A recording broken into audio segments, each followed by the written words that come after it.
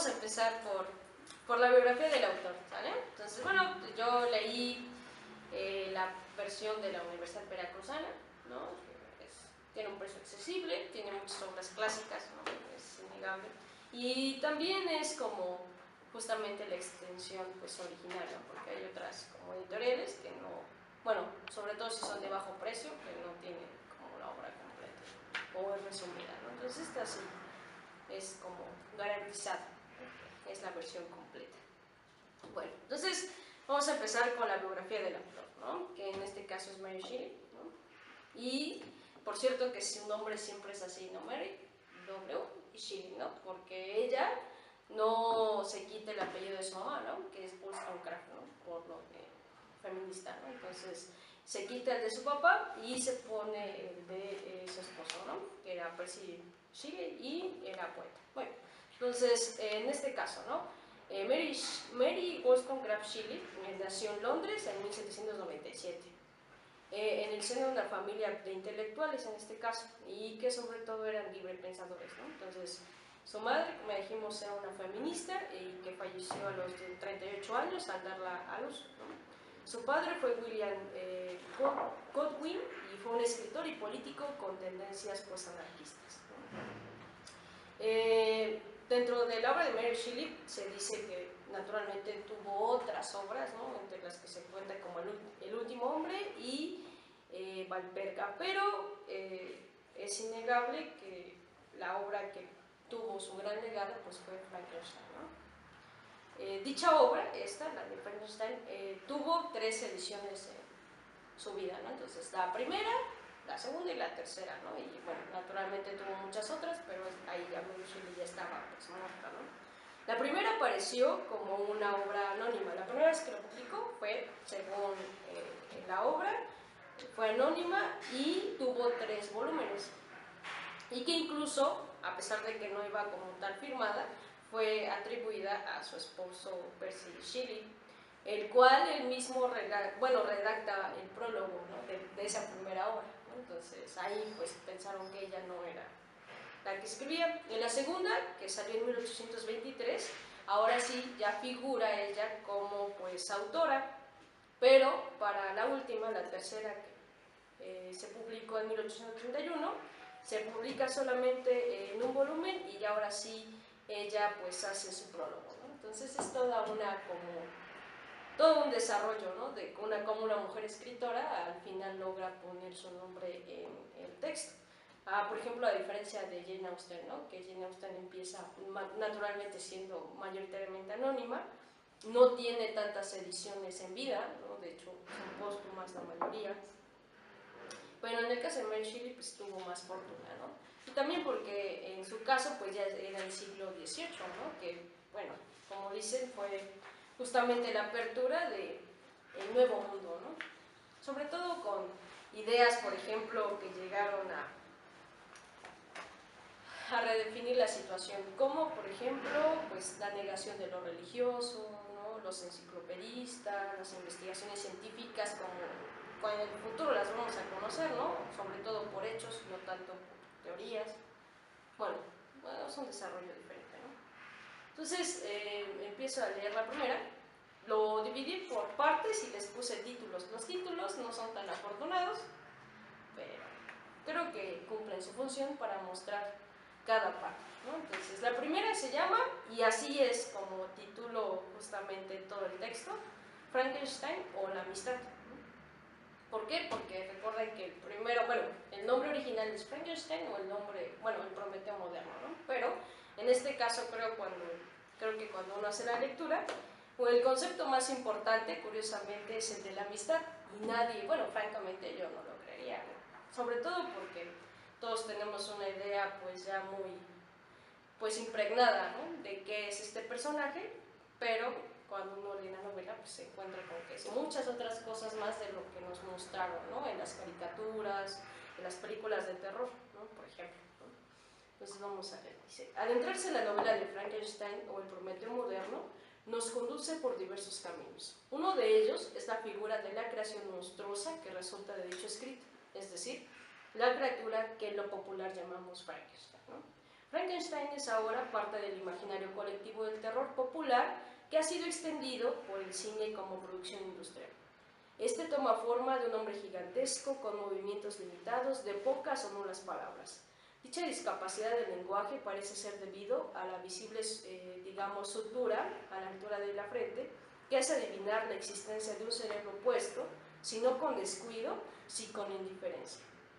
Además, las representaciones nos los han descrito como digamos, teniendo gigantescos tornillos que hacen posible el paso de la energía eléctrica, por la cual recibe la vida este mísero experimento, producto de un científico que en su locura quiere sobrepasar los límites de la vida y la muerte. Dicha imagen, que ha poblado y plagado distintos medios, es, ante todo, una representación, injusta para la criatura que se nos presenta en la novela. Distintos prologadores advierten que no hay hasta el momento ninguna película sobre dicha obra que represente acertadamente los hechos de la novela. Por mi parte, podrá decir que hay al menos dos producciones que hacen un intento sincero, aunque no logran realmente representarlo, ¿no? Un esfuerzo.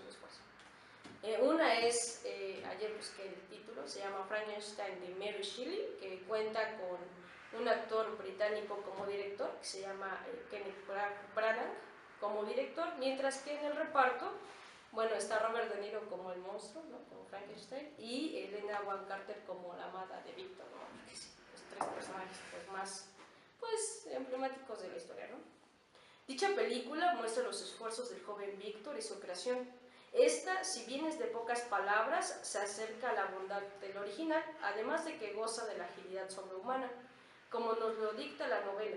También carece de nombre y muchos detalles concuerdan con la novela, pero podríamos decir que no se apega completamente, ¿no? Entonces, por cierto, la agilidad es negada ampliamente en la figura más divulgada, ¿no? Entonces, ¿por qué? Porque las novelas de terror siempre es el personaje grandísimo, ¿no? Con una cabeza medio cuadrada, como les comentaba, con esta sutura en la frente, y no habla, ¿no? Apenas balbucea y tiene movimientos muy torpes, ¿no? Pero no, la novela para nada, ¿no? Realmente es otra cosa, y en este caso, la agilidad, por ejemplo, ¿no? Por ser una creación hecha de varios hombres y se le da la vida por medios mágicos y alquímicos, resulta sí es sobrehumano, ¿no? En la parte física. Incluso en el extremo hasta es vegetariano, ¿no? Eso nos muestra lo otro, lo más humano, lo no tan humano, ¿no? En este caso. Entonces él dice que sin problema podría sobrevivir comiendo bayas, ¿no? A diferencia del hombre que necesita extrañamente siempre matar un cordero o un conejito, ¿no? Dice, yo no necesito eso, ¿no? Eso lo hace muy alejado del hombre. Muy bien. La segunda producción que se acerca a una representación certera de la criatura es el personaje incluido en la historia de Penny Dreadful. Esta historia se entreteje con algunos de los personajes más interesantes y terroríficos de la producción británica, como por ejemplo Dorian Gray de Oscar Wilde, Victor Frankenstein y su criatura de Mary Shelley, y el Dr. Jekyll y el Sr. Hyde por Robert L. Stevenson, ¿no? En esta historia, por primera vez podemos ver la representación de la criatura de Frankenstein, un ser robusto, de piel pálida y pupilas rojas, de largo cabello negro. Además está dotado con gran agilidad y fortaleza física, pero todo ello, digamos, también tiene sensibilidad, ¿no? Y esa sensibilidad, pues es una que rebasa por mucho a la humana. Como en la novela, es reflexivo y gran lector, como siempre, está falto de nombre. Entonces, dentro de lo que uno puede ver, lo más contemporáneo del cine, ¿no? Porque algún día eso también va a ser una historia del cine, ¿no? Una historia nos deja de ser. Creo que en este caso el personaje de Penny Dreadful es el que más se apega a la representación de la criatura, por ejemplo, ¿no? O sea, es terrorífico, obviamente vengativo con su creador, pero con nosotros, como siempre, el hombre le da de palos, ¿no? Y afortunadamente, conforme va avanzando la historia, sí le dan un nombre, ¿no? Pero, bueno, eso hubiese sido bueno, no hubiese acabado así la historia. Me parece realmente la única representación de esta criatura que crea Víctor, es la única, ¿no? Hasta ahorita, no la he visto otra. Muy bien. Y un subtema, ¿no? La figura pública de Víctor Frankenstein. Una vez introducido el tema de la equivocación a la que nos ha inducido la reproducción cinematográfica de Víctor y su criatura, debemos aclarar que la actitud que tiene Víctor en las películas es la de una locura evidente, ¿no?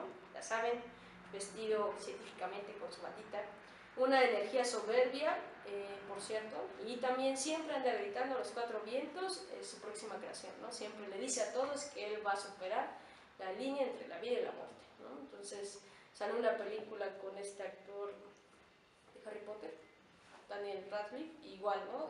La actitud que tiene ahí Víctor Frankenstein es esta que le ponen en todas, ¿no? Justamente diciéndole a los científicos de su época que él sí iba a poder, ¿no? Sí iba a poder. Pero bueno, también eso está un poco alejado, ¿no? De la novela, ¿no? Dicha actitud tampoco es la que tiene Víctor en la novela. Al trabajar en el secreto del silencio, se aísla de sus amados más próximos y sin compañía alguna se dirige a su propia destrucción. Y cuando se encuentra ante su terrible creación, sus esperanzas de grandeza se convierten inmediatamente en pesadillas. Teniendo en cuenta lo anterior, la presente explicación ahondará en la novela de Mary Shelley, apegándose a uno de los temas que tiene como principal directriz, y este es la amistad, lo cual nos llevará a desdecir en gran medida la imagen que nos hemos formado en la cultura popular, dejándonos ver que tener un conocimiento que se adquiere de manera vaga y fácil, es decir, sin investigación, es en muchos casos solo una maquinación alejada de las fuentes de la verdad, ¿no? Entonces, así como que la recepción inmediata pues no es la mejor opción, ¿no? Y bueno, es entendible que este universo, ¿no?, de producción se haya apropiado de un personaje como este, ¿no? Pero también la responsabilidad de los otros sería realmente ver si ese es el monstruo que nos dicen, porque es muy curioso que cuando lo pasan de una novela de terror como es esta, no lo pareciera, pero sí lo es, a toda esta parte de producción, lo callan, ¿no? O sea, realmente la criatura es como, tiene una sensibilidad tremenda, argumenta precioso, ¿no? Y ver que lo convirtieron en eso que apenas camina, y justamente con un aspecto que tampoco es tan aterrador, pues realmente es una manipulación injusta, ¿no? Entonces, quizás por eso habría que leer pues los originales. Igual le pasa, por ejemplo, al personaje de Drácula, ¿no? Drácula, el único que se le acerca en el aspecto físico es Nosferatu, ¿no? Pero en el aspecto de actitud es esta película en donde Gary Oldman es Drácula, porque justamente tiene esta parte de manipulador, ¿no? Realmente Drácula lo deja muy claro en la novela, ¿no? Él es el que manda, y si le dice a John Walker que se quede ahí, se va a quedar, ¿no? Entonces, sí, yo creo que es una responsabilidad de leer las fuentes, ¿no? Para ver que justamente estos personajes se alejan muchísimo, los personajes comerciales se alejan demasiado de pues, su obra original, ¿no? Y al final también se deforman, ¿no? Muy bien. Entonces, el siguiente subtema es el deseo de un amigo. Y las preguntas son: ¿qué papel juega la amistad en la vida del hombre? ¿Es posible encontrar un amigo? ¿Cómo sería este? ¿Es necesaria la compañía de otro que nos comprenda y nos acompañe? Las anteriores preguntas rondan el camino entero por el que nos lleva dicha novela. El inicio nos muestra las cartas de Robert Walton, y estas son enviadas a su hermana, a Margaret, en donde explica una expedición que emprende al Polo Norte, puesto que está deseoso de ir más allá de cualquier expedición emprendida hasta el momento. En estas se lamenta de su vida autodidacta, puesto que eso lo hace aún más necesitado de dirección, y con esto se considera solo puede ser, digamos, guiado por un amigo, ¿no? Digo, a estas alturas, ya cuando se sale un adulto, por así decirlo. Claro que un amigo no es cualquier persona, y la amistad desde esta fuente no surge de algún conocido con el cual te encariñas. Tiene que ser y tiene que llevar cierta virtud, y por lo tanto un gran espíritu, ¿no? Que la virtud siempre es como esta parte de, digamos, de los grandes valores para pues un actuar bueno en el hombre, ¿no? Y claro, el actuar bueno siempre se sujeta pues a muchas, las interpretaciones, por ejemplo, de la comunidad, ¿no? Entonces, un hombre virtuoso es aquel que, bueno, pone su parte para que la comunidad pues logre algo, ¿no? Entonces, y claro, la virtud en esta parte de actuar pues no se da sola, ¿no? una persona tiene que justamente ser culta para eso, ¿no? Esa es la apuesta de Mary Shelley. Entonces, y les puse citas, como siempre en el libro, ¿no? Para ver, por ejemplo, cómo inicia. La novela inicia con unas cartas y no es del todo una novela como epistolar, ¿no? Como el de Drácula, de que siempre la historia se muestra a través de las cartas, ¿no? En este caso las primeras son unas cartas que le envía Robert Walton a su hermana, y las finales también son cartas del mismo, y toda la parte intermedia son las anotaciones de Robert Walton que hace de la historia de Victor Frankenstein. Eso le da cierta como fidelidad, o más bien capacidad de realidad, ¿no? O sea, pudo ser que sí, ¿no? Al punto de que nos dice que toda la parte intermedia de la historia es una anotación que él hace de esta persona que se encuentra, ¿no? Entonces, casi como una biografía, ¿no? Entonces, digamos que lo dota de muchísima realidad, ¿no? No es como las otras narraciones, por así decirlo. Entonces vamos a ver Robert Walton qué dice sobre la amistad. Dice: tengo, empero, un deseo aún por satisfacer, y este vacío me afecta ahora de manera terrible. No tengo amigo alguno. Cuando arda con el entusiasmo del éxito, no habrá nadie que comparta mi alegría. Si soy víctima del desaliento, nadie se esforzará por disipar mi desánimo. Podré plasmar mis pensamientos en el papel, cierto, pero es un pobre medio para comunicar los sentimientos. Añoro la compañía de un hombre que pudiera comprometerse conmigo, cuya mirada respondiera a la mía. Me puedes tachar de romántico, ¿no? Porque se lo ve a su hermana, pero de hecho sí me falta un amigo. No tengo a nadie cerca que sea tranquilo, a la vez que valeroso, culto y capaz, cuyos gustos se parezcan a los míos, que pueda aprobar o corregir mis proyectos. Muy bien, ¿no? Entonces eso es lo que Robert Walton pues no tiene en ese momento y busca, ¿no? Para él justamente necesitan, aparte de la afinidad, que su amigo o los amigos o la amistad surjan de una persona que sea valerosa, culta y capaz, ¿no? Recuerden que la cobardía, como dice Aristóteles, no es justamente buen signo, ¿no? O sea, no es bueno para la comunidad que nuestros ciudadanos sean cobardes, ¿no? Justamente es necesaria la valentía, ¿no? Para que también pues la comunidad sobresalga. Dice, así un hombre o una mujer que es noble, pero es inculta, o no puede ser realmente pues un amigo, ¿no? Puesto que carecería de la posibilidad de guiar un espíritu de lo inferior a lo superior. Algo así como el supérate, pero en serio, ¿no? Eso es lo que justamente lograría un amigo, ¿no? O más bien es como un amigo, es como un consejero, supongo, ¿no? Entonces, en ese caso se buscaría a alguien que esté más experimentado que uno y que justamente sepa más de esta experiencia vital, que nos pueda decir, ¿no?, qué tanto nos direccionamos hacia a nuestra felicidad o a la no felicidad, definitivamente, ¿no? Entonces, y cito también todavía Robert Walton: ¿qué persona tan noble?, se exclamaría, ¿no?, si hay una persona noble pero inculta. Dice, bueno, claro, está muy bien que sea noble, pero desgraciadamente ha pasado toda su vida a bordo de un barco, ¿no? Entonces, lo único que sabe, lo único que piensa, pues es, digamos, cosas de un barco, ¿no? Navegar es lo único que sabe, ¿no? Entonces, es una persona noble, pero es inculta, entonces no puede ser un amigo, según no solamente Walton, también Mary Shelley, ¿no? Y yo creo que es como el tema directriz e importante de la novela, ¿no? Todo se va abriendo y se va cerrando justamente por esta o búsqueda de la amistad o pues eliminación, ¿no?, donde no exista tal cosa, ¿no? Dice, pero en el transcurso de esta travesía que emprende, tiene un encuentro que lo conmociona y, necesitado de comunicárselo a alguien, escribe a su hermana. Y cito: te decía en mis cartas, querida Margaret, que no hallaría ningún amigo en el vasto océano, pero he encontrado a un hombre a quien, antes de que la desgracia quebrara su espíritu, me hubiera gustado tener como hermano. De tener nuevos incidentes que relatar respecto de la extraña afirmación de Shelley nos da lección.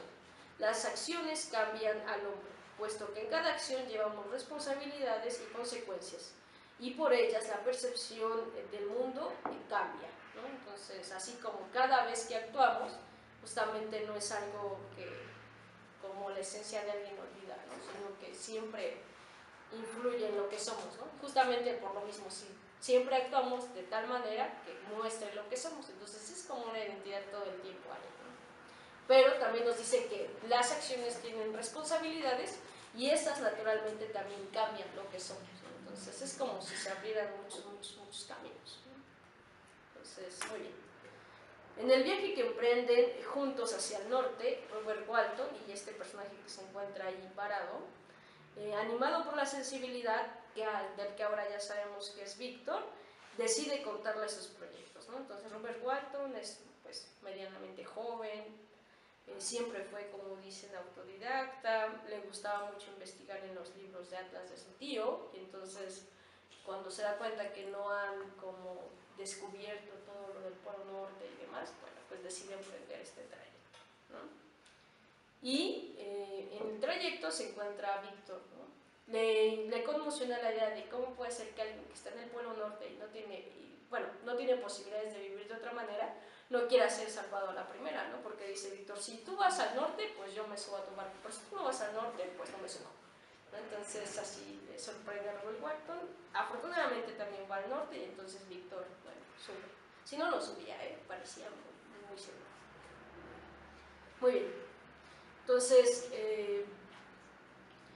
con el tiempo, naturalmente, Robert Walton se da cuenta de que Víctor es una persona sensible, culta, y como lo sabe, pues admira el amanecer, es amigable con todos, ¿no? Sabe de muchos temas, y entonces, pues, digo, también iban a la mitad de la nada, ¿no? O sea, así como de observar así los glaciares, a observar a Víctor, pues mejor a Víctor, ¿no? Muy bien, entonces, cuando se da cuenta de esto, casi que decide que va a ser su amigo, ¿no? Que Víctor va a ser su amigo.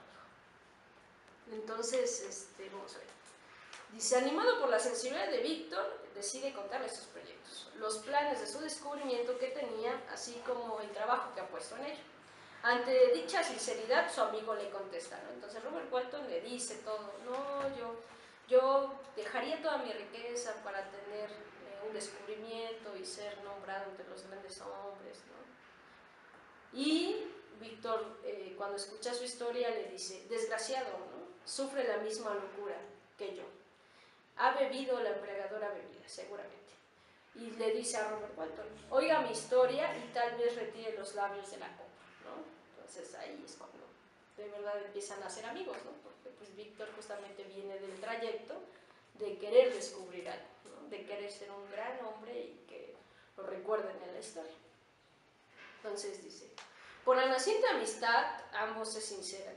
Mientras uno espera un amigo, el otro está dispuesto a hacerlo y advertirlo del camino que quiere recorrer, puesto que lo ve muy parecido a aquel a quien, bueno, lo ha llevado a la desgracia. Entonces Víctor decide justamente ser el amigo del capitán, bueno, del dueño de todo, que él es el que contrata la expedición, porque justamente le parece que él va a caer en las mismas desgracias que Víctor, ¿no? Entonces le dice, bueno, por nuestra amistad y porque pues me agradas, te voy a decir una historia, mi historia, que yo, si no me hubiese encontrado contigo, nunca la hubiese dicho.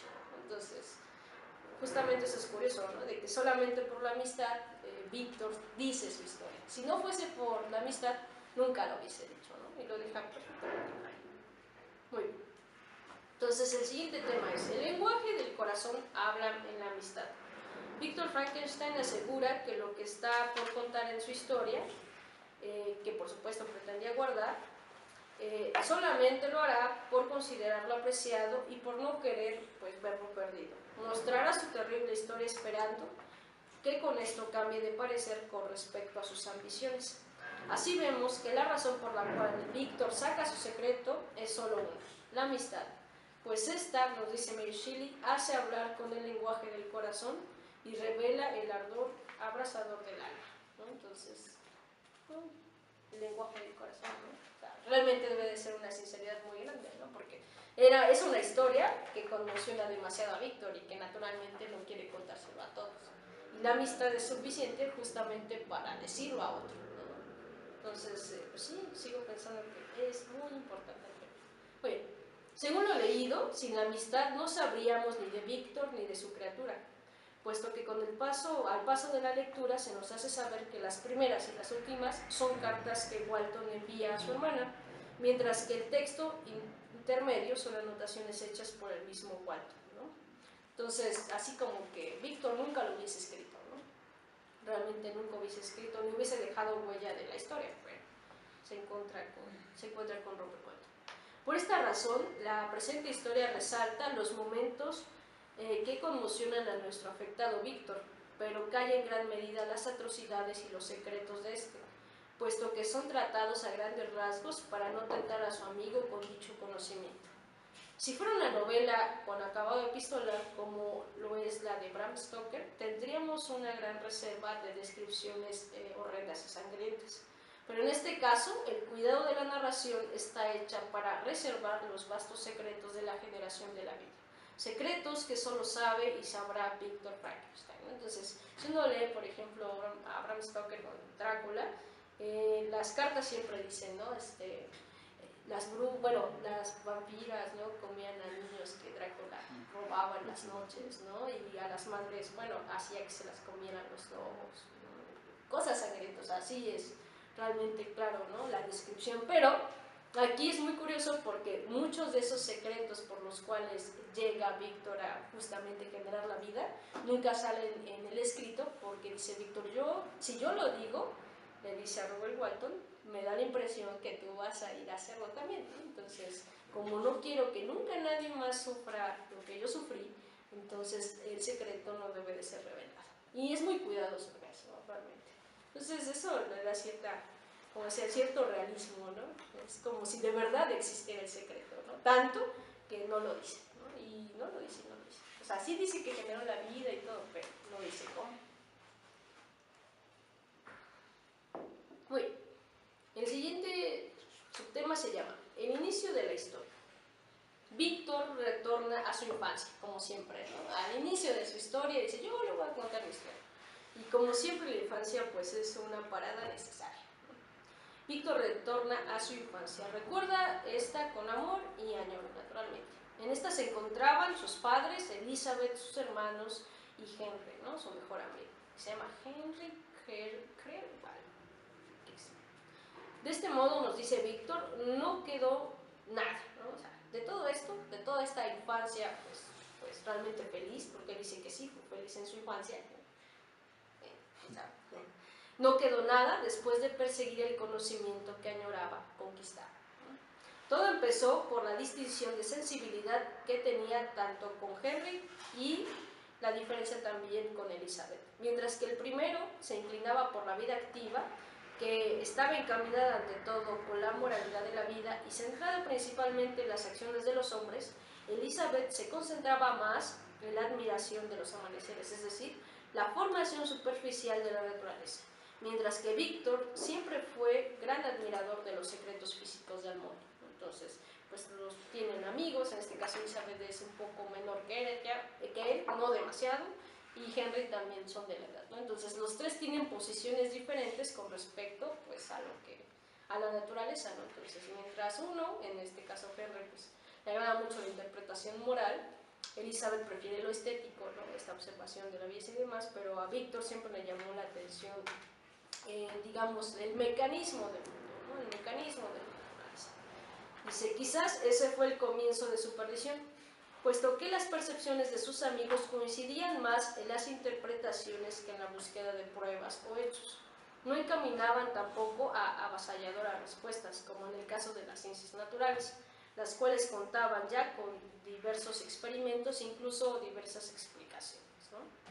También recuerda el inicio de su sed de conocimiento, y esta surgió con su encuentro, con un encuentro que tuvo con un texto de Cornelius, que es Cornelio Agripa, ¿no? Entonces, investigando, bueno, pues ya no saben si fue alquimista, mago o filósofo, ¿no? Porque de hecho tiene su gran obra, se llama Filosofía, era más un mago, surge en el siglo XVI y justamente pues hace interpretaciones que ya después Kant pues, va a criticar, ¿no?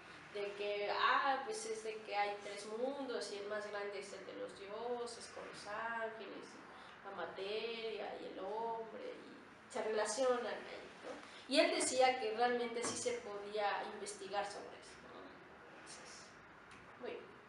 Dice, como dijimos, oculta las principales fuentes para evitar que el escucha se encamine en sus mismos pasos, ¿vale? Entonces nunca dice que lee de Agripa, ¿no? Nada más dice que se encontró con un texto.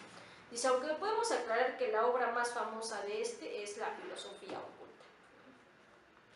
Dicho encuentro lo lleva a perseguir lecturas que completen la visión de este primero y se interna en la lectura de Alberto Magno y Paracelso. Y esto en el siglo XVIII, si bien estaba de acuerdo en las posibilidades de la ciencia, dichas fuentes desde hace tiempo serían dejadas levemente atrás, puesto que las pruebas eran altamente improbables. Además, el escenario del siglo XVIII daría paso al gran debate entre el materialismo y el racionalismo, ¿no? Entonces, en este caso, por ejemplo, Paracelso decía que deja atrás la teoría de los humores de los griegos, ¿no? En donde pues, sino que lo que hace es de que sí cree, y ahí sí él es un alquímico, que justamente puede haber medicina construida a partir de ciertos elementos, y que la enfermedad es algo que viene del exterior y afecta al hombre, ¿no? Bueno, al cuerpo del hombre, ¿vale? No es que venga del hombre. Entonces, en ese caso, pues ya se empieza un poco a acercar más a lo tradicional, ¿no? Ya Alberto Magno, por ejemplo, decían que era igual, sí era un filósofo y teólogo, con las mismas interpretaciones, bueno, parecidas a las de Agripa, de que pues, hay varios estratos y que sí se puede lograr una relación, ¿no es cierto? Entre ellas, y sobre todo que una cosa es como lo visible de la naturaleza, que se investiga, pero hay una como posibilidad profunda de la naturaleza que también se puede investigar, ¿no? Y justamente, pues por esa corriente va Víctor Frankl. Con lo anterior vemos que el conocimiento que se tiene tradicionalmente de esta historia es muy alejado a la novela, puesto que la figura pública de dicha creación nos muestra que el origen de la vida vino de la energía eléctrica. Lo curioso es que este tipo de energía apenas empezaba a ser investigada en la experimentación animal en el contexto de la novela, que es pues, el siglo XVIII. ¿no? Entonces, la novela sí está en el siglo XVIII, Mary Shelley la escribe en el siglo XIX, ¿no? Y investigando, sí ya había conocimiento de que justamente se podía resguardar la energía eléctrica. En este caso de Benjamin Franklin, casi lo cuelgan por hacer el pararrayos, ¿no? Creía, porque justamente evitaba que, digamos, Dios castigara a los injustos, ¿no? Entonces casi lo cuelga, porque todavía estaba muy fuerte la interpretación religiosa, ¿no? Entonces, cuando dicen acá, apenas empezaba a experimentar la energía con los animales, y en este caso está este personaje italiano, que lo que hace es de que pone las ancas de rana ahí, y le da toques y se da cuenta que pues, se flexionan, ¿no? ¿Por qué? Bueno, justamente porque todavía está muy fuerte la interpretación religiosa que el hombre todavía es divino, ¿no? O sea, pues para avanzar y experimentar con el cuerpo del hombre, pues todavía se dice faltaba un poco, ¿no? En este caso, Víctor Frankenstein pues, no lo respetó mucho, y eso es la ruptura justamente de lo divino, ¿no? Tocar y experimentar con el hombre en el extremo, y fue lo que hizo justamente darle vida, ¿no? Eso es lo más horrible que pudo haber hecho. ¿Por qué? Porque ahí el hombre todavía era un objeto divino, ¿no? O sea, no podía ser manipulado, ¿no? Porque era, ya saben, ¿no? Apariencia, ¿no? Hecho apariencia de Dios, ¿no? Entonces, era como si pues, mancillaran al mismo Dios, ¿no? Más o menos con esa interpretación pues agresiva, ¿no? Muy bien. Prosiguiendo con la creación de la criatura que narra Víctor, tenemos que las lecturas de estos tres autores, como se lo comunica un maestro, son el antecedente de la física, la química, las matemáticas y la fisiología, animándolo a proseguir con los estudios de dicha materia, ¿no? Entonces, cuando él llega a estudiar, porque va a la universidad y todo, dice que lee a Agripa y lee también a Paracelso, y todos se burlan de él, ¿no? Porque digamos que es el siglo de las luces, ¿no? Está muy fuerte esto de los instrumentos, las investigaciones, sobre todo empíricas, entonces pues les da muchísima risa. Uno de sus maestros dice que lo escucha su historia de cómo realmente era un gran admirador de esta obra, y dice que estas interpretaciones son el antecedente de estas grandes ciencias, la física, la química, ¿no?, la fisiología. Y le propone seguir justamente en sus investigaciones, ¿no? El maestro no sabía ni qué estaba pensando Víctor, pero le dijo que siguiera. Y dentro de la alquimia se topa con la posibilidad del elixir de la vida. ¿Vale? Entonces, dentro de todo lo que lee, se encuentra con que es posible, dicen los alquímicos, que exista, ¿no? Esperando donar a la humanidad un descubrimiento que la salve, justamente de su evidente enemigo, que es la muerte, ¿no? Y emprende el camino y justamente quiere encontrar, ¿no? Quiere encontrar el elixir de la vida. Ya dice, no, si yo lo encuentro, seguramente me van a admirar mucho, ¿no? Muy bien, pero lo curioso es de que a pesar de que lo encuentra, no se detiene ahí, ¿no? Ir más allá, descubres algo y sí es grandioso y te va a recordar todo el mundo, pero como no es suficiente para el que lo hace, sigue adelante, ¿no? El problemita es de que al tercer paso ya la cosa se pone fea, ¿no? Porque Víctor sí descubre el elixir de la vida, porque puede, dice él, generar vida, de hecho darle vida a algo inerte, ¿no? Esa es la primera. La segunda es de que sí crea antes que a Frankenstein un ser ahí, no dice qué tampoco, quién sabe qué haya sido, pero dice que cuando se da cuenta que le puede infundir vida a eso que crea, pues no está digamos, complacido todavía y decide crear un hombre, ¿no? Algo con apariencia de hombre. Y ahí es cuando la cosa se quiebra. Digamos que tuvo dos oportunidades para dejar de hacerlo, ¿no? Quizás la segunda hubiese obtenido todo, ¿no? Ser un hombre respetado y también se hubiese casado con Elizabeth, hubiese llegado a viejo con Henry y demás, ¿no? Pero como no lo decidió así, pues ahí va, ¿no? Lo que le pasa. Entonces yo creo que justamente, y esto yo creo que se muestra, y es lo que intento mostrar, que el hombre, pues aparte de tener una naturaleza pues realmente sanguinaria, ¿no? No sabe en qué momento, digamos, rendirse, ¿no? Entonces cuando no sabe rendirse, justamente porque ya encontró lo que quería, ahí el problema se vuelve más grande, ¿no? Sí, es como cuando no quiere ceder y la cosa se pone peor. Muy bien, entonces vamos a ver.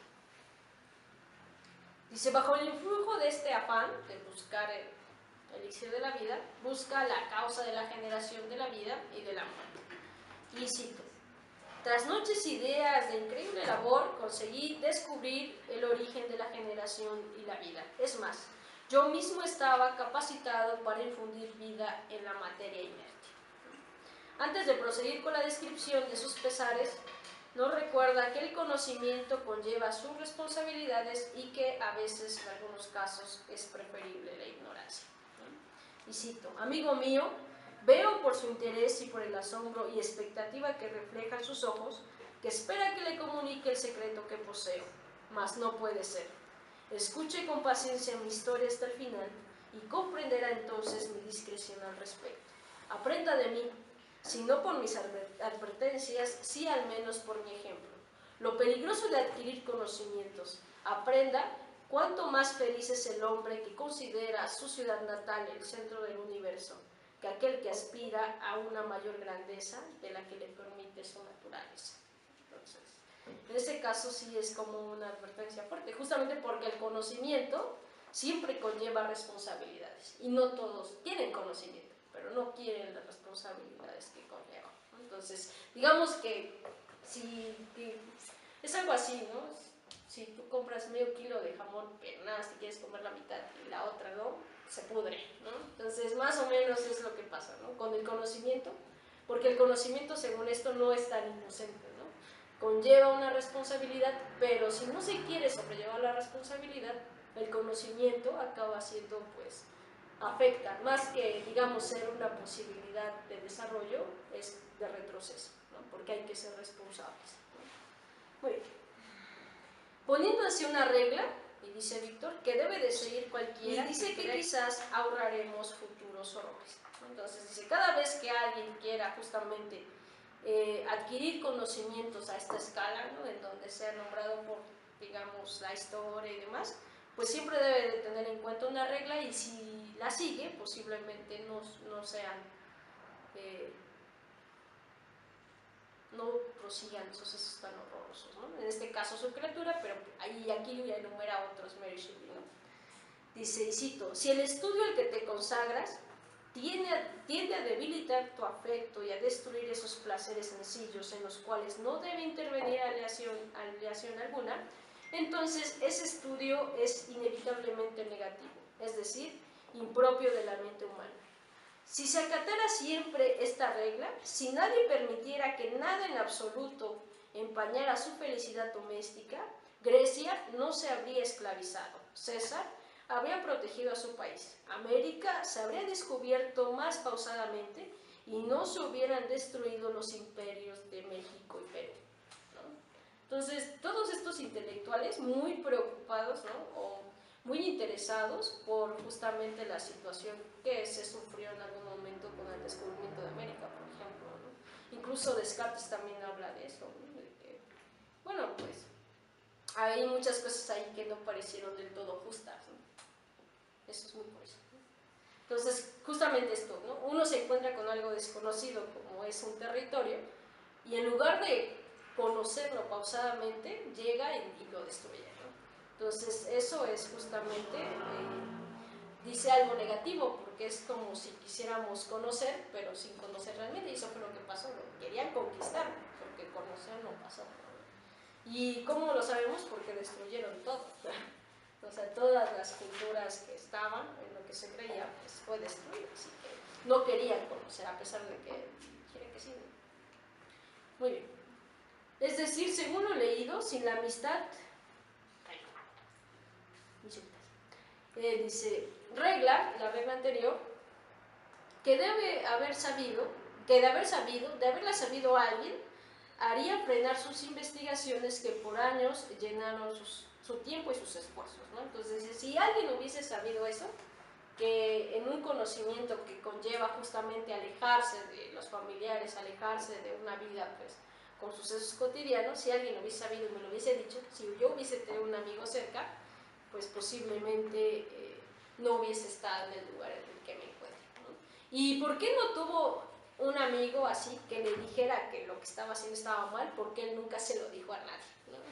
Entonces, esa es la diferencia entre, por ejemplo, el Víctor de la novela y el Víctor que siempre sacan, ¿no? En las películas, en donde él le dice a todos, yo voy a hacer esto, no es cierto, ¿no? Él se aleja de todos para que nadie sepa porque está mal a las claras, ¿no? Porque como les decía, el hombre todavía era objeto divino, y justamente por no tener a su amigo cerca, pues su amigo nunca tiene la oportunidad de decirle que pues si no es la dirección correcta, ¿no?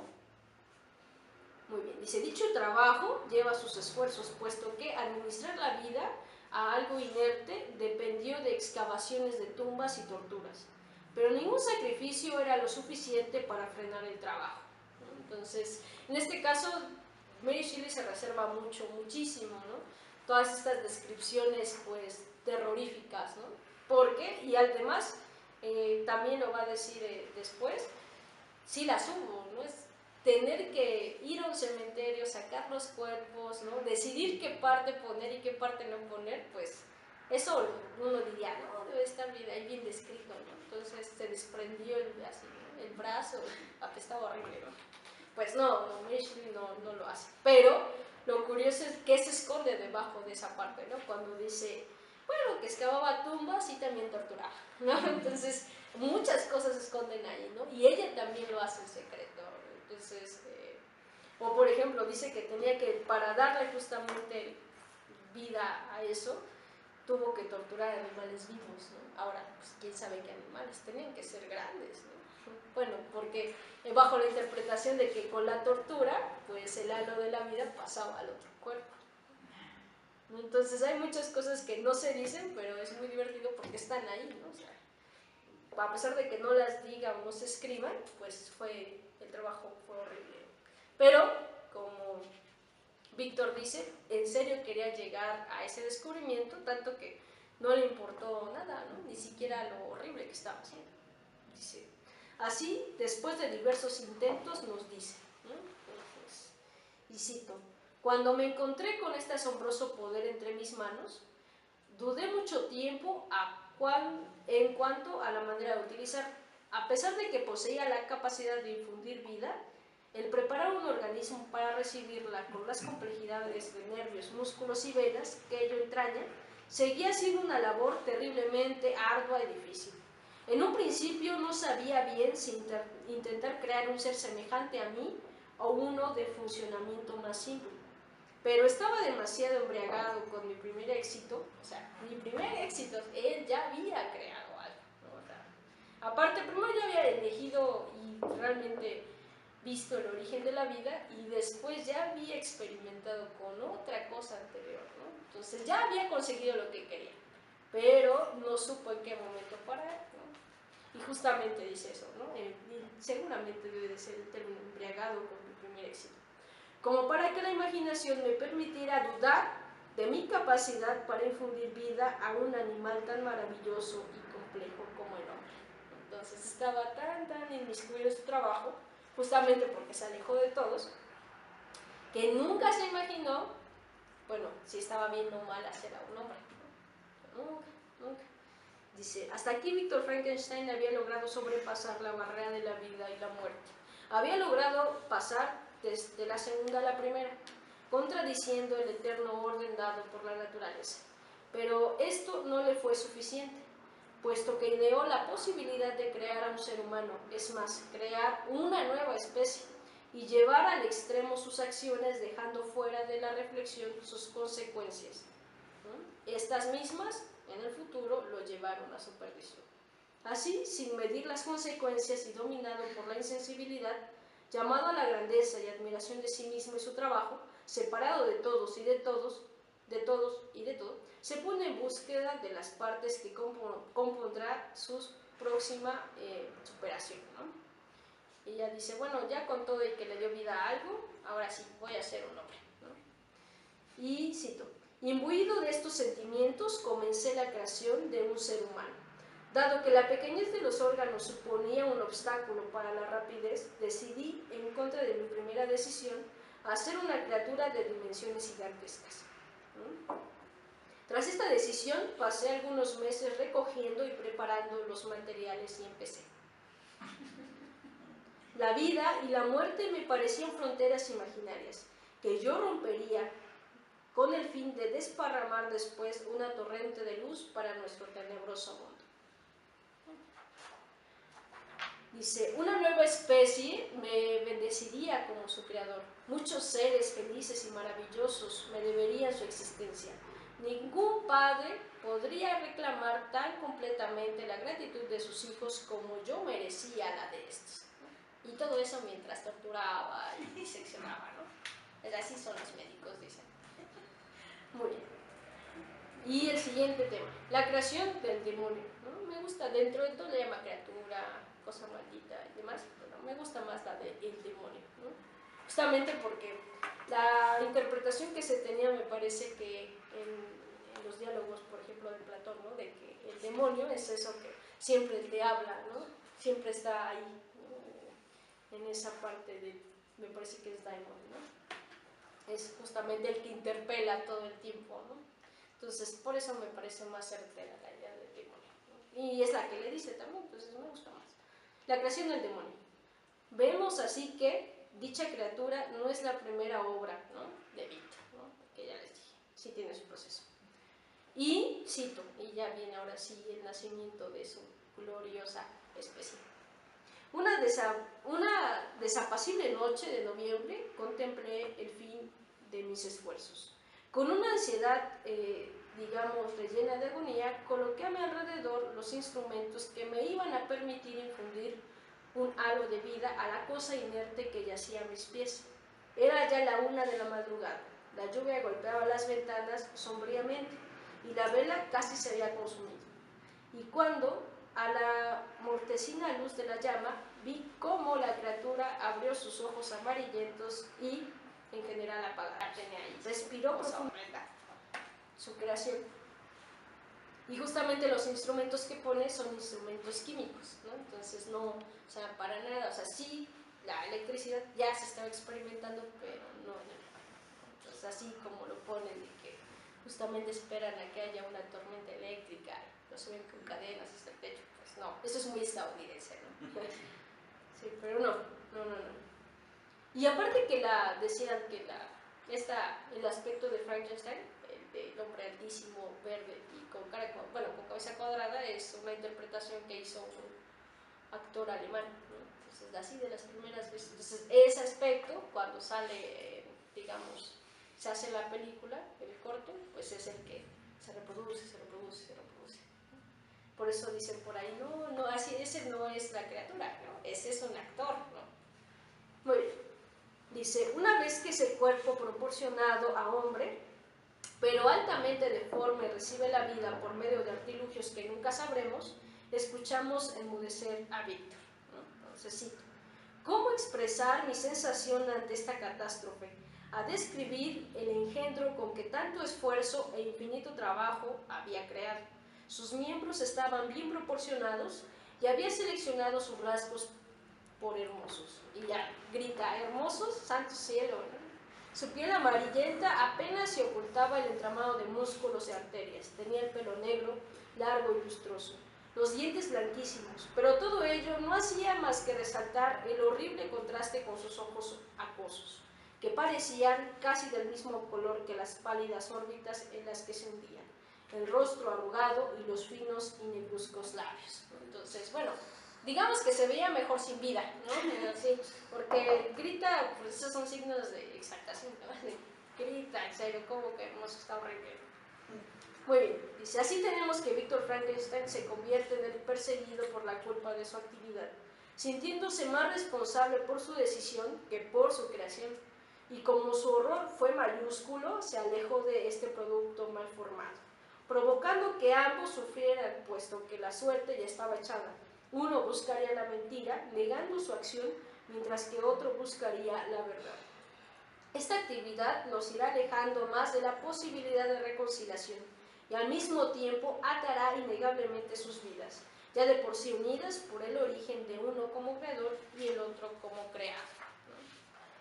Entonces, ya saben, lo primero que hace uno ante las consecuencias es, no es cierto, no fui, fue el otro, yo no tengo la culpa, ¿no? Yo siempre todo lo hago bien, ¿no? Entonces esto fue lo mismo que hizo Víctor, nada más que la parte de decir eso corrió, ¿no?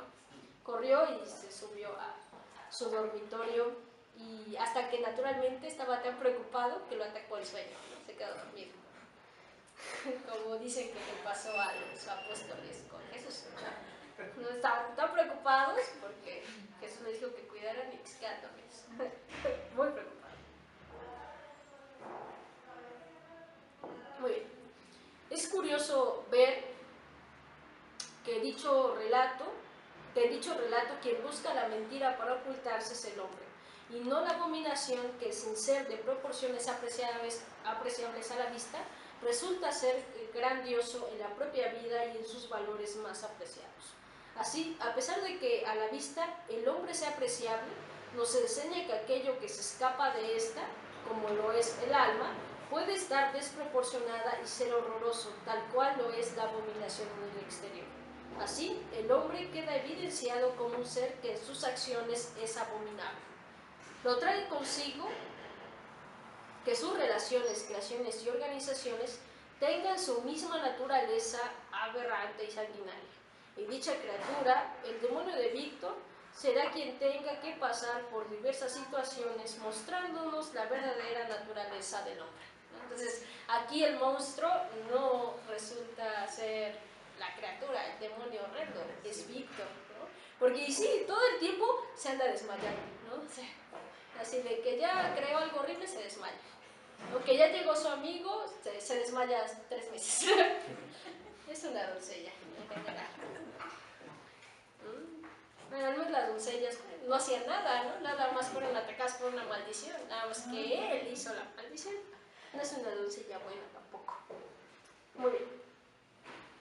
Entonces es eso, ¿no? A pesar de que el hombre tenga una, digamos, apariencia apreciable para la vista y no corramos cada vez que lo veamos, pues no pasa lo mismo con su alma y sus acciones, ¿no? O sea, él sí es horroroso.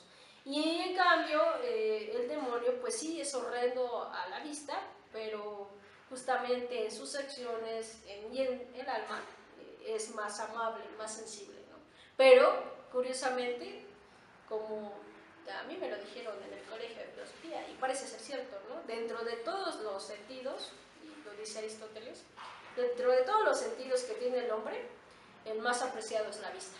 Entonces, justamente, cuando nos encontramos con algo horrendo, no queremos que nos explique nada, ¿no? Y eso es lo que pasa, ¿no? Con justamente el demonio. Lo ven tan horrible que no esperan a que les explique nada, ¿no? En cambio, un ser humano, pues, es horrible en el alma, pero como tiene buena vista, bueno, se ve bien, pues uno lo escucha y ya está. Decimos que es nuestro amigo y resulta que no tanto, ¿no? Muy bien. La siguiente parte se llama la explicación de la criatura. Después de la impresión producida por la aparición de su obra, Víctor cae presa de una enfermedad que le trae visiones sobre su vida y sus horrores. Una vez más aparece la figura de la amistad, pero esta vez lo hace desde su amigo, ¿no? Este lo encuentra en el camino a la universidad para visitarlo, por lo cual llega en el momento propicio para cuidarlo por su decaída. Hasta tenía suerte. A este le cuenta, aparentemente entre fiebres, sobre sus acciones, cuánto se arrepiente y la existencia de su criatura. Así, al despertar, a este se le hace necesario, bueno, el amigo de Víctor llega, ¿no? Henry lo cuida, están todo el tiempo juntos. Víctor está muy asustado por lo que hizo, se arrepiente completamente, y eso hace que cuando se reponga no quiera separarse de Henry, ¿no? O sea, realmente su amigo le es totalmente necesario. Y cuando se repone, se niega a dejar su presencia, puesto que ésta le asegura una serenidad que no tendría de quedarse solo con sus culpas. Dicha tranquilidad de su amigo le es necesaria, y aún lo auxilia hasta en los momentos, como lo sabremos al final, en el que este mismo pague con su vida las acciones del exceso. Entonces, él cuando Víctor le está contando a Robert Walton pues, sobre su amigo, dice que es muy curioso que todavía puede sentir la serenidad que le daba la presencia de su amigo, a sabiendas de que pues, ya está muerto, ¿no? O sea, lo mata, ¿no? Lo mata a su criatura. Mientras tanto, ambos disfrutan de su mutua compañía hasta que después de un episodio de enfermedad recibe una carta. El hermano de Víctor, William, ha muerto, ¿no? Y dice, lo han asesinado. Víctor, apenas en pie, se dirige junto a Henry a su nación, con su familia. Llora la muerte mientras él se embarca en una caminata en el lugar donde hallaron el cuerpo de su hermano y entreteje diversas maquinaciones, ¿no? He sido creador de un monstruo. Yo mismo he repudiado su existencia por su horror, el cual he sabido qué tan horroroso es, ¿no? Cuando lo formaba, pero nunca imaginé la magnitud de dichas desproporciones, ¿no? Que adquiriría con la vida. Eso no pude imaginarlo y ahora pues William está muerto. E inevitablemente lo invade la pregunta y después el hecho, ¿no? Entonces todos lloran por la muerte de su hermano, él siente pues aún más tristeza porque no lo había visto en mucho tiempo, por lo mismo de que estuvo ahí trabajando en su investigación, y entonces decide ir a caminar por el sendero donde encontraron a su hermano muerto. Entonces, muy bien, dice, y ya era de noche, a lo lejos se veía una tormenta pues eléctrica, ¿no? Entonces, y cito, ¿no? Admiraba la tormenta tan hermosa y a un tiempo también tan horrible, mientras caminaba con paso ligero. Esta noche, la lucha en los cielos también se daba en mí. Junté las manos y exclamé, William, querido hermano, este es tu funeral, este es como, digamos, tu fin.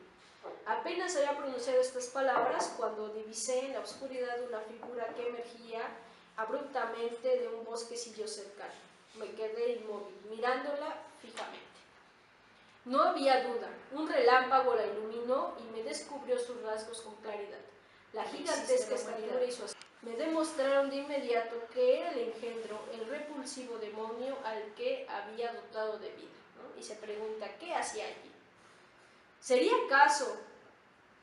Y claro que al pensarlo se estremecía, el asesino de mi hermano. No bien me hube formado la pregunta cuando llegó la respuesta con claridad. Los dientes me castañaron y me tuve que apoyar en un árbol para no caer. La figura pasó velozmente por delante de mí y se perdió en la oscuridad. Nada con la forma de un humano hubiera podido dañar a un niño. Él era el asesino, no había duda. La sola ocurrencia de la idea era prueba irrefutable. Pensé en perseguir a aquel demonio, pero hubiera sido en vano, pues el siguiente relámpago me lo descubrió trepando por las rocas, ¿no? Y saltó rápidamente y desapareció. Entonces, bueno, cuando lo ve dice, ¿qué hace aquí? Y luego dice, no, seguramente él mató a mi hermano. Y al mismo momento que lo piensa, pues siente la necesidad de matarlo, ¿no? Y dice que justamente a un niño, ¿quién mataría a un niño, no? Solamente mata a un niño justamente, pues un monstruo. Entonces, ahí todavía no está del todo seguro, pero ya es demasiado, ¿no? Que esté en el lugar en donde murió su hermano. Y sí, esa era una afirmación. Muy bien. En esta parte, tengo que confesarlo, eso sí, ya es mío, me conmueve más la historia del monstruo que sale de entre los matorrales, ¿no? Después de esto, quizás todo lo demás, sí, ¿no?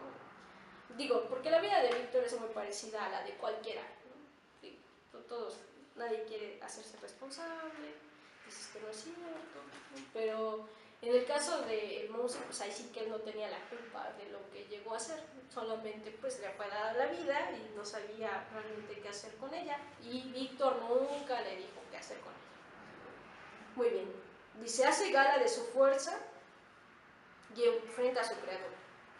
¿Sabe? Entonces este demonio justamente después lo busca, ¿no? Porque Víctor decide irse de viaje solo y en una de esas caminatas se lo encuentra, ¿no? Porque pues la bestia siempre estuvo junto a él.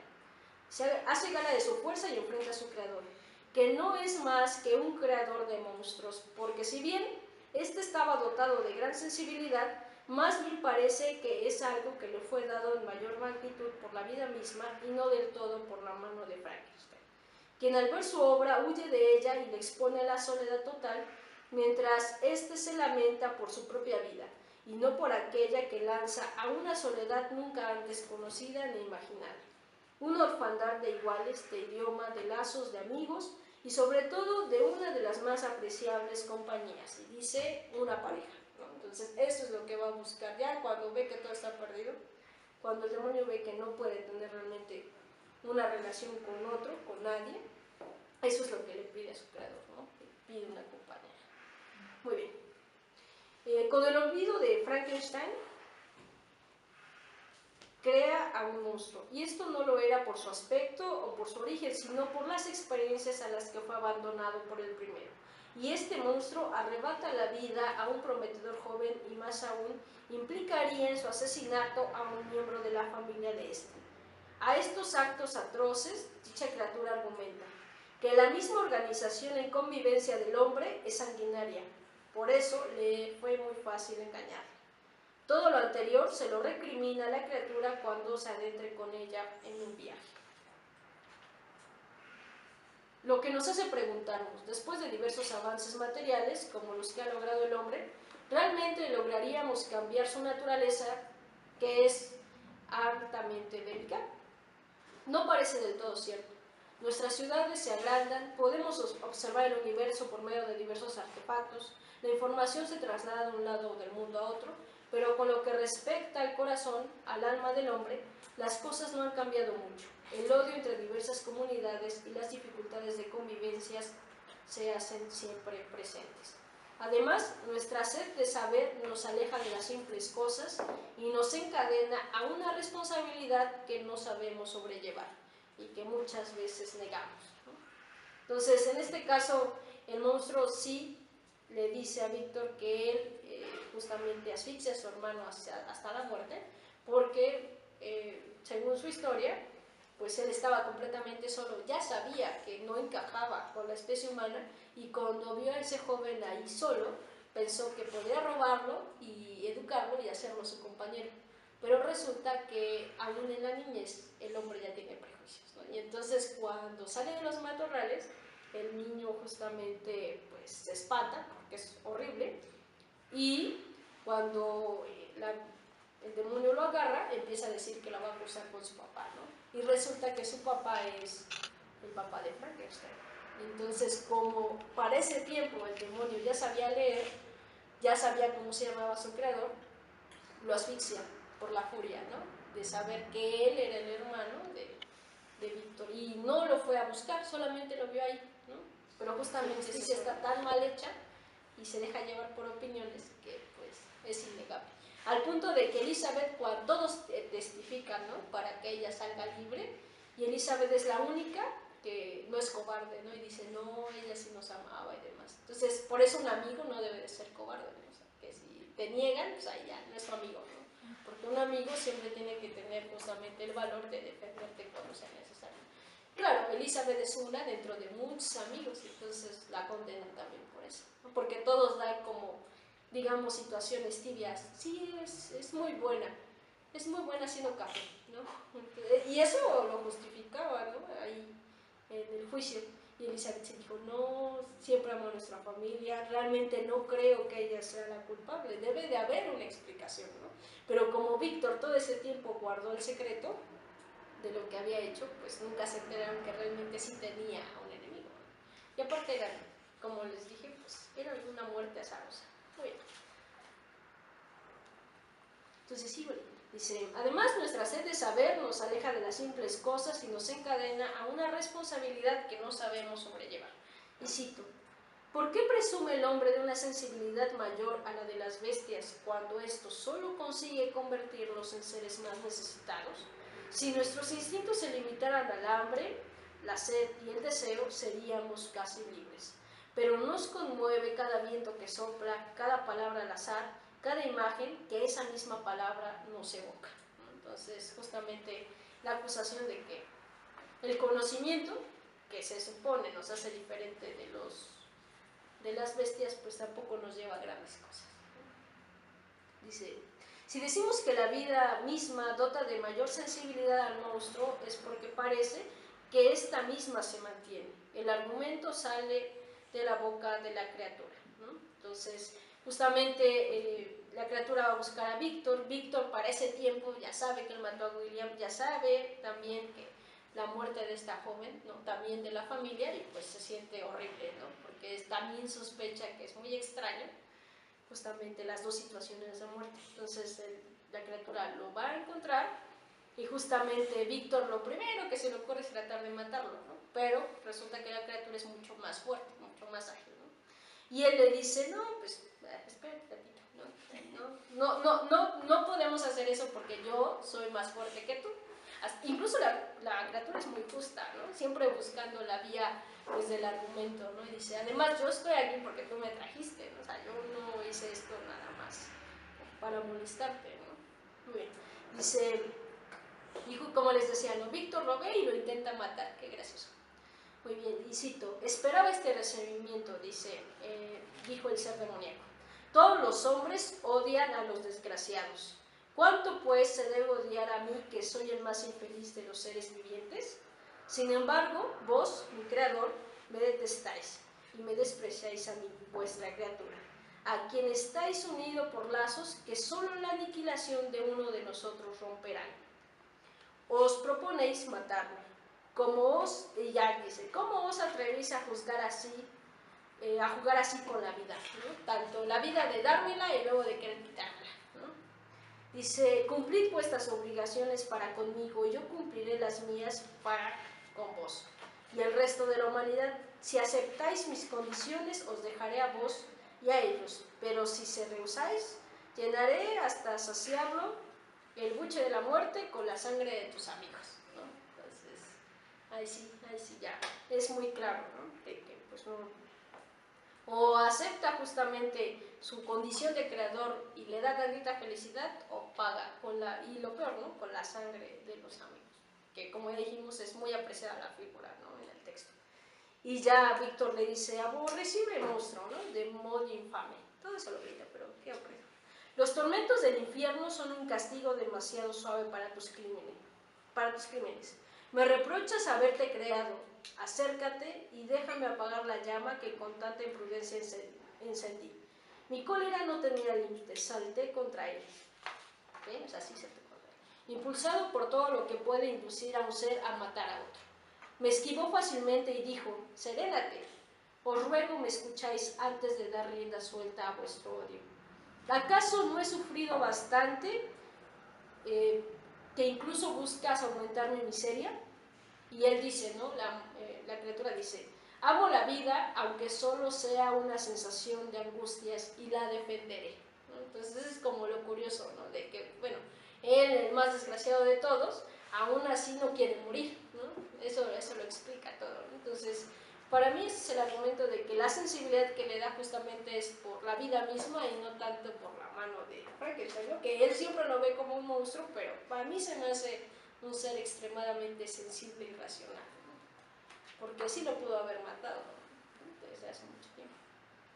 Muy bien. Y ya le dice, ¿no?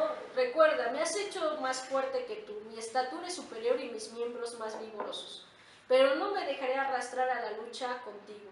Soy tu obra y seré dócil y sumiso siempre y cuando tú seas mi rey y señor. ¿Sí? Y así, porque es así también la ley natural. Pero debes asumir tus labores y tus deberes, los cuales me adeudas. Frankenstein, no seas injusto con todos los demás y por favor no te ensañes tampoco conmigo, que soy el que más merece tu justicia e incluso tu clemencia y afecto, ¿no? Recordar y recuerda que soy tu criatura, ¿no? Entonces, antes de que me mates y me injuries, pues, yo soy tuyo, ¿no? Entonces, así como que no parece tan justo, ¿no? Que le haga eso.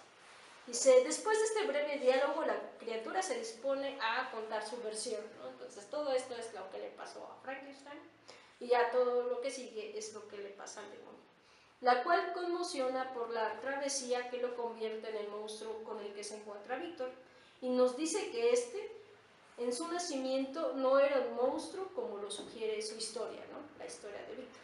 Y ya dice, el demonio cuenta cómo justamente fue pues encontrarse con la vida, ¿no? O encontrarse vivo.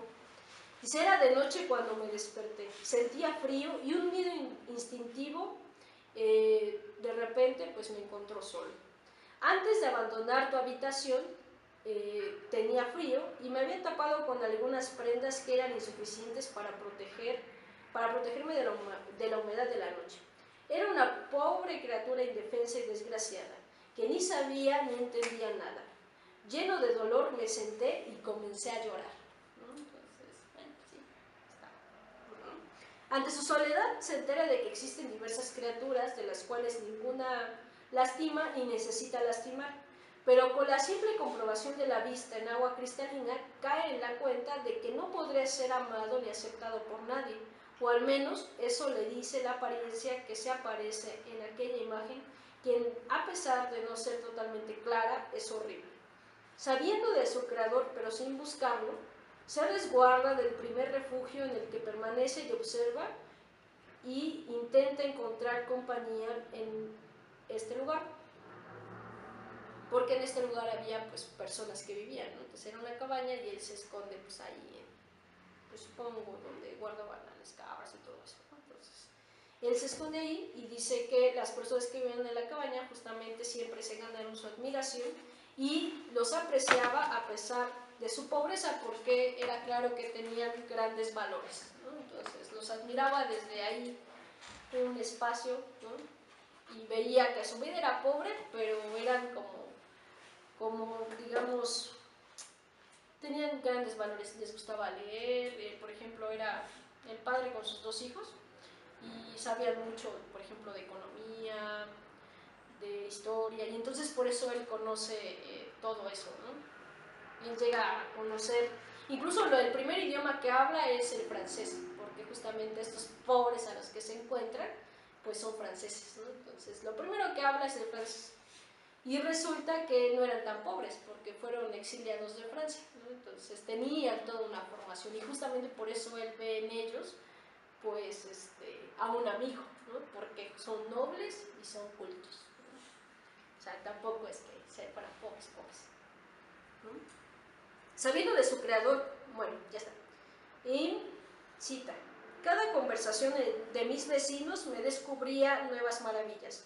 Fui escuchando las instrucciones que Félix le daba a la joven árabe y así aprendí un sistema extraño como lo era el de la sociedad humana.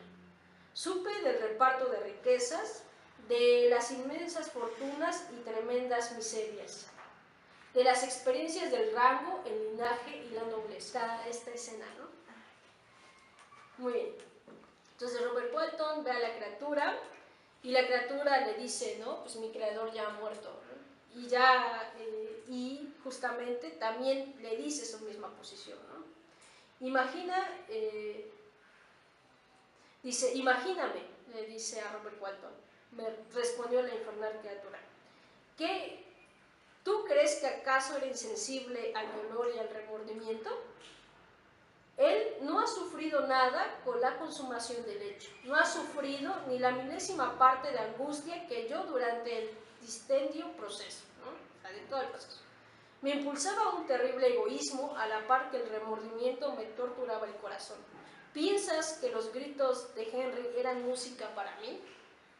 Tenía el corazón sensible al amor y la ternura, y cuando mis desgracias me empujaron hacia el odio y la maldad, no soporté la violencia del cambio sin sufrir lo que usted jamás podrá imaginar.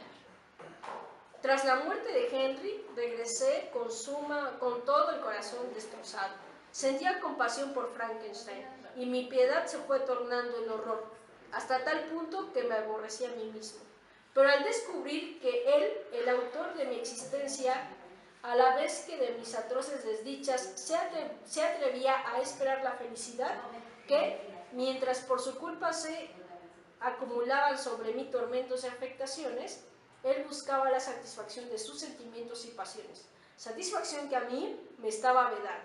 Una envidia incontrolable y una punzante indignación me embargaron con la insaciable sed de venganza. Recordé mi amenaza y decidí llevarla a cabo. Sabía que yo mismo me estaba preparando una terrible tortura, pero me encontraba esclavo, no dueño, de un impulso que detestaba, pero que no podía desobedecer. Mas cuando ella murió, no experimenté ningún pesar. En lo inmenso de mi desesperación, había conseguido desechar todos mis sentimientos y ahogar todos mis escrúpulos. A partir de ahí, el mal se convirtió para mí en el bien. Llegado a este punto, ya no tenía elección. Adopté mi naturaleza al estado que había escogido voluntariamente. El cumplimiento de mi diabólico proyecto se convirtió en una pasión dominante y ahora se ha terminado. Ahí yace mi última víctima, ¿no? Entonces ahí está. Y bueno, Robert Walton sí que regresa, ¿no? Y ella dice, él solo es una víctima más de la soberbia del conocimiento. La irresponsabilidad del saber, además de la ya muy ejercitada habilidad de olvidar las responsabilidades que se adquieren con las acciones. Él solo era un monstruo en un mundo de hombres, y los hombres, como ya lo vimos, no son superiores, ni más superiores, ni podrían serlo, que los monstruos.